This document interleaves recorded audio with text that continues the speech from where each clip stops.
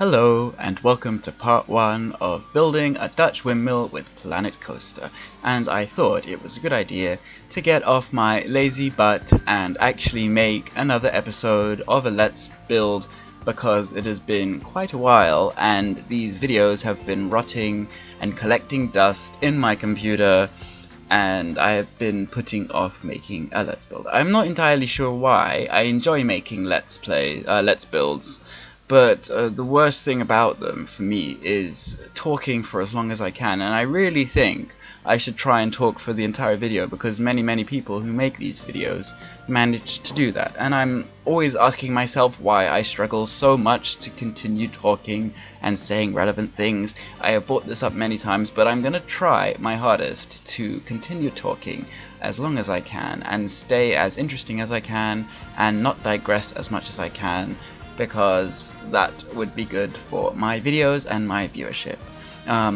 All in all, I'm actually quite happy with the amount of people who are subscribing at the moment. I think it was very cool, the response I got for my Haunted House Dark Ride. I haven't actually talked about that yet, but I was generally quite shocked and surprised and blown away by the response I got that over my Christmas holidays.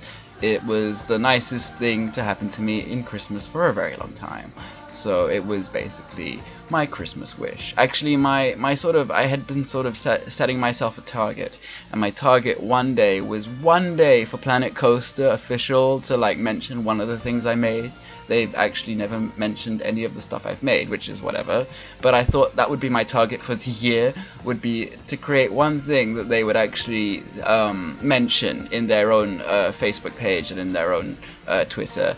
And I managed to do that with a few days to spare for the end of the year, so I actually met my target on the 26th of December. So I was very happy that I actually managed to do what I wanted to do that year, and it was very unexpected. And I really, I don't create my projects to impress people or anything like that. I do that for myself, but it's always nice when it gets some level of recognition, because I think, of course it always worries me as well, because then I'm like, oh, how am I gonna outdo myself now? That's something that always is in the back of my head. You're only as good as your last piece of art in the art world, as far as I'm aware.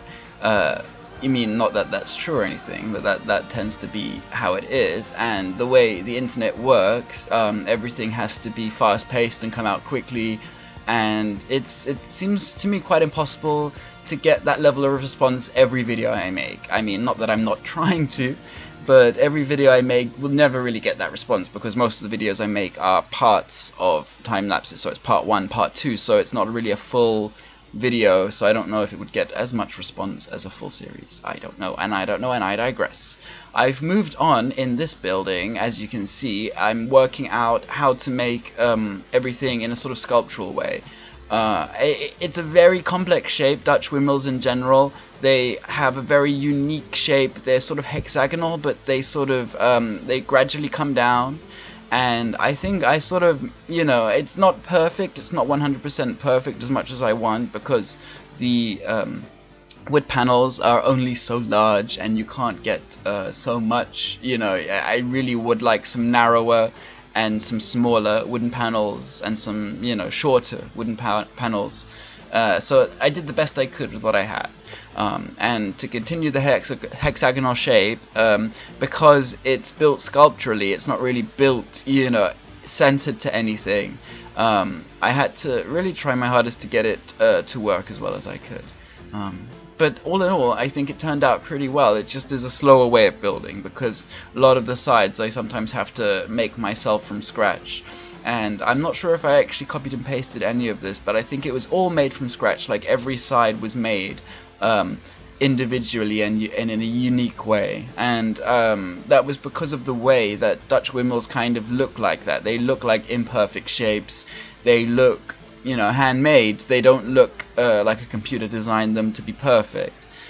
That was the biggest challenge for this build, as well as the biggest learning curve. It taught me quite a lot about what I can do and the limitations that I can do because at the moment I'm working on lots of Dutch buildings. I mean, maybe I should explain a bit more why I'm making a Dutch windmill. Because at the moment, if you're new to my channel, welcome, because I have some new subscribers. You might not know that I've been making a Dutch-themed theme park with Dutch architecture, and making it as Amsterdam-y as I can. Has a red light district, and it also has my dark ride. And because I'm making lots of different pieces of architecture, I try to make them as unique as I can and as good as I can.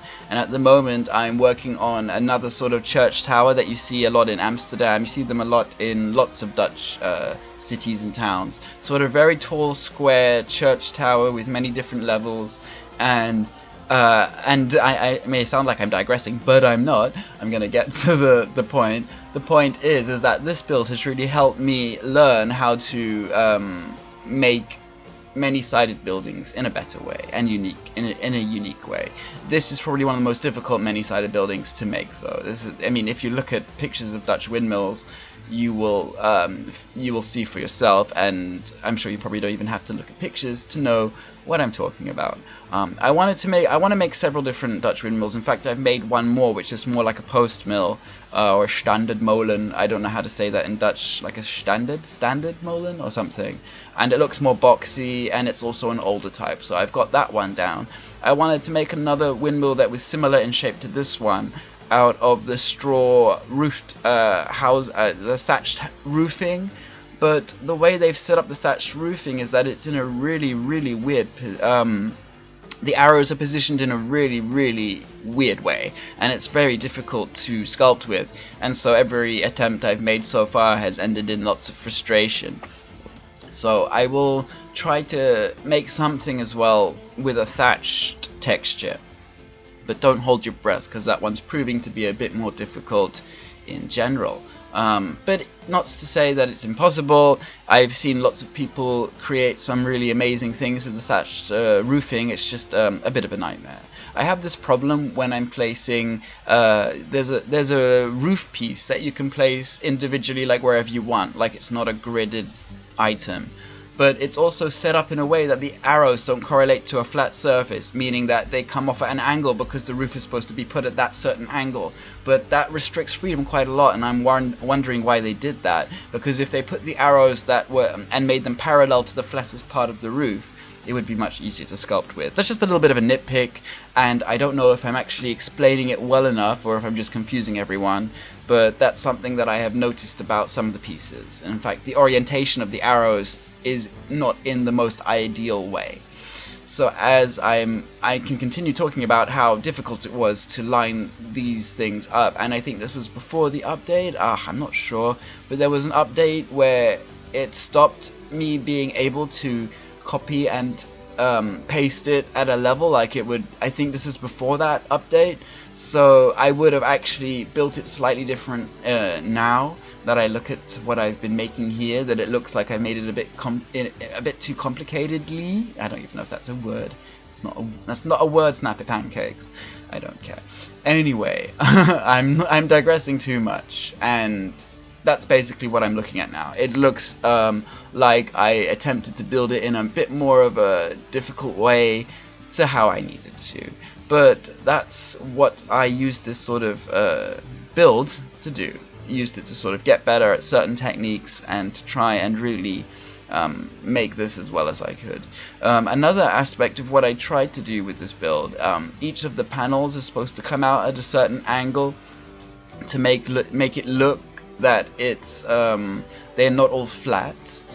With Dutch windmills, they sort of come out slightly at the bottom. I don't know how to describe what I'm saying. I say this a lot. I mean, I don't know how I'm describing it. You probably can understand me, so. But that's why this build was incredibly frustrating, or it took a bit longer than it needed to, as well as the fact that I had to build each side individually. I was also turning each plank of wood at that certain angle as best I could to make it look that way. I haven't really done that so much in my other builds, but I thought that this was an important build to get right. And looking back on it and how the windmill looks at the very end, it looks a bit melty in a way. Like, it looks a bit like, you know, not perfect, but that's what I was going for in the end, so it did look kind of how I wanted. It did have that sort of handmade feel to it. There are just some overlaps that I'm not happy with, but I don't think people will notice it that much. I don't think people look at all the imperfections when I see these buildings. So I think in general I did okay in that regard, and you know, if I was attempted to building this exact windmill again, I would probably do it in a bit of a different way and a bit of an easier way, and I probably would be able to make it a bit quicker. But all in all, I'm actually quite happy with this build in general. It was something that I've wanted from the beginning. I thought I need a Dutch windmill. As soon as I saw the asset for the turning windmill blades, I was like, well, I have to make a Dutch windmill now. And I like windmills in general. You know, they look really cool. They look really sort of old worldly in a way. Like I mean, I always think to the time when those would have been the height of technology, and what kind of a time and mentality that would have been. And I tend to think architecture and machinery looks much more pretty from that era in general, like, you know, the craftsmanship and, you know, how long it lasts. And I just like the sort of steampunk vibe it gets from it, and I also love ideas that play on this technology. But you know, if we evolved with steam and wind and these simple technologies, what would it look like now? There are lots of really cool animes, TV shows, cartoons that follow that idea, so it's a very inspiring sort of thing for me because of that. It always gives me thoughts to what could have been, and you know, I mean, imagining, you know, how we would still use this technology today and how it would apply. But yeah, I love steampunk. That's what I am going on about. And now I'm starting to sound a bit flabbergasted. I'm at my 11-minute point. I think this episode's about 23 minutes long, and I'm already running out of steam. And so I will try to keep things as interesting as I can without going and because that's really, really irritating. So why did I choose green? I don't know why I chose green. I'm just thinking of the first thing to think of, but I like the color green. It looks nice in a windmill, I guess. I also noticed that I was going to use the modular building pieces for the base, but then I realized that it wouldn't be circular enough and it wouldn't be as centered enough. So in the end, I ended up using what do they call it? A sort of brick wall piece, and laid it out in a circular way, which is not as difficult as it sounds. You just have to make sure it curves naturally, even though you'll notice that it doesn't curve perfectly. So all in all, I said I did it, that's not good, Snappy Pancakes. It's really, really dull if you say and if you stop talking now, because it would only be 12 minutes. So God, this is so difficult. Like, I don't know, I just don't get it. Like, some people, like my brother is one of these people who can just talk and talk, and I just can't do it. I'm really, really trying, you guys, and this is why I put off making my videos. And I know it's important that I say interesting and good things, because a lot of people seem to like my commentary. I mean, when I started out making YouTube videos, I was most worried about my commentary and about my voice. People have had some very nice feedback about my voice, actually, without, you know, really, a lot of people seem to like it in a way. I think it sounds a bit nasally and a bit, like, you know, condescending maybe. I'm quite a cynical person, so I try not to bring that out in my videos. I know I would be narrating in a very different way if I felt that people would like it, but I know they probably wouldn't, and I don't want to try to be a comedian or a fun guy or one of those things. I'm trying to be real here, but it's proving very, very difficult. I mean, watching the clock doesn't make it easier, but I mean, you're probably thinking too, like, what has this got to do with the Dutch windmill? So I don't know, and I'm digressing a lot. Well, I don't really have any stories about Dutch windmills. I do know that there is a Dutch windmill that I'm always thinking about. Whenever I started making this, it's somewhat based a little bit on the style of a windmill that I used to live very close to in Utrecht, called Der Ster, and I think that just means the star in Dutch. And it was a very, very pretty windmill, and it was always nice to watch the blades turn. And I mean, I'm not sure in Holland, but it seems that you're never really too far away from a windmill. but I remember Utrecht had at least 2 famous ones. There were many more, but Dester was the one that I used to live next to, and it was really cool, and it even had an extra section to it that I didn't include, which was some sort of house. And I think when I build my next windmill, it's going to be much closer to Dester. In fact, I really like it a lot. I think Dester also had a more of a thatched roofing kind of like thing, and I think a lot more buildings in Holland have thatched roofs. There's no buildings in my current theme park with a thatched roof, because as I said before, the thatched roof piece is really not fun to work with. But it would be great to use a piece like that, and it would also be great to be able to change the color of it, because you can't at the moment. And the thatched roofing is too bright and colorful. With my coloring schemes in my parks, I tend to use a darker colors, more pastel colors or washed colors. I don't think bright colors always look really good all the time. Of course, with certain pieces, they don't always look very good, and they stand out in a weird way. They don't look like the colors really integrated sometimes. And with, for instance, this wood panel, it's also always kind of bright, like, because it's wood, like, you never can get really deep, rich colors anyway. But all in all, it doesn't really matter. I like that. So what am I doing now? I'm adding some textures and some definition to the windmill to give it some sort of, line work, I guess is what I would call it in art, like, just to give it some definition, so you can recognize the shape a bit better, and so the irregularities of the shape don't become too obvious, because that's what I'm actually trying to hide. I'm trying to hide the way the shapes don't look very perfect in a way. In fact, it takes a lot of moving the shapes about to make sure that they fit in the right place, and that's what I've had to do with this build. That's why it's taken longer than most builds that just entail copy and pasting of each side. With this build in general, it's going for a sculptural hand, like making a model railway or something. Like if I was making this by hand, I would have to make each side from scratch, so I don't mind doing that so much. I sort of try to think of ways to apply things that I can use in art to this game. I mean, I know it's not the quickest way of building, but it wouldn't have created such a great handmade feel. I don't know how else to describe it. A lot of the architecture in the Netherlands has a real homemade feel to it. Like, you can tell it's hand carved, some of the finales and the features, and I wanted to give that effect. I don't know if I'm explaining it correctly, but that's what I'm going for. But all in all, it's quite frustrating doing it this way. I was getting a bit angry, a bit frustrated, a bit annoyed by the end of it, because of the shapes not working out the way 100% to how I wanted.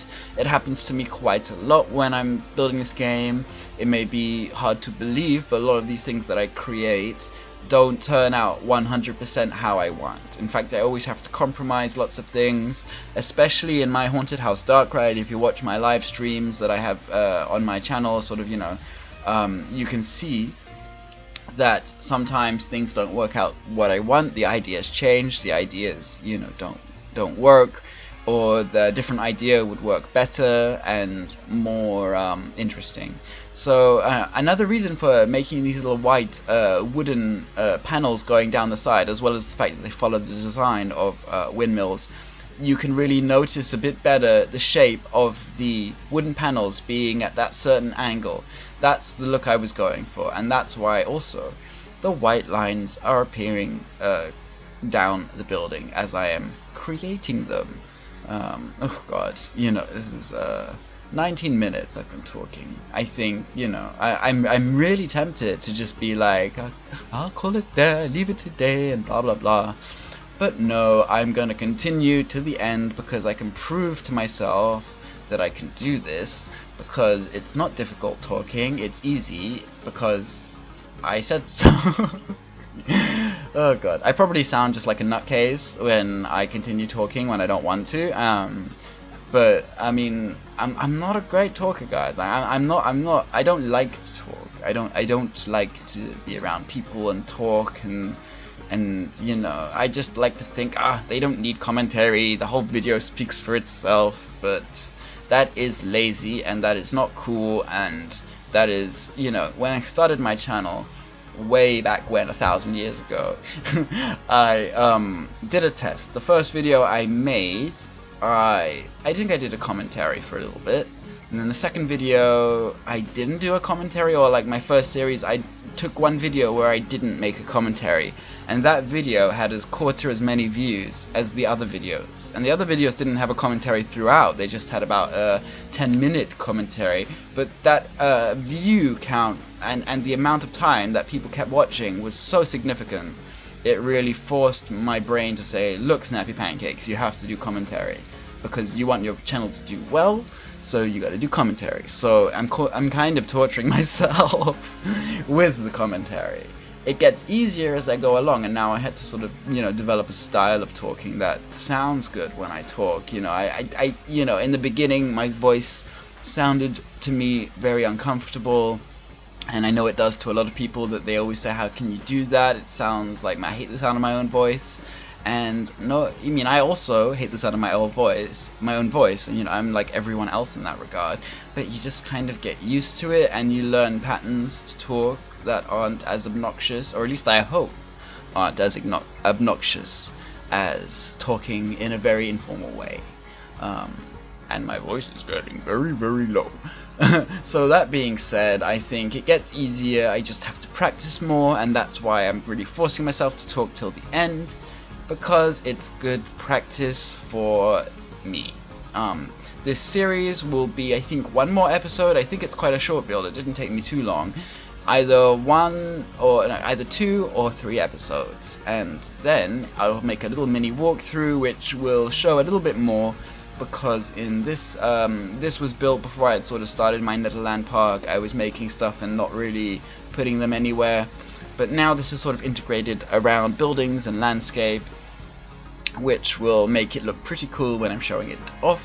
And after this is done, I will be releasing a few more of the row houses that I've created for Netherland Park, which Dutch style row houses. I haven't recorded every single Dutch row house that I have created, but all the ones that I have recorded, I will be putting it online. I'm hitting myself because I didn't record my standard Molin. I'm so stupid, I should have recorded that one, but I didn't. But I did record my giant cathedral that you've seen in my current park, which is also available for download on my workshop. If you want to check that out, that will be also available as a time-lapse. And it's 99% finished now. I have to do landscaping and lighting, so that's coming. And what else will be coming? So lots of videos for steampunk, and that's the end of the show. So I can't believe I did it. That's amazing. I will see you in part 2. Bye for now.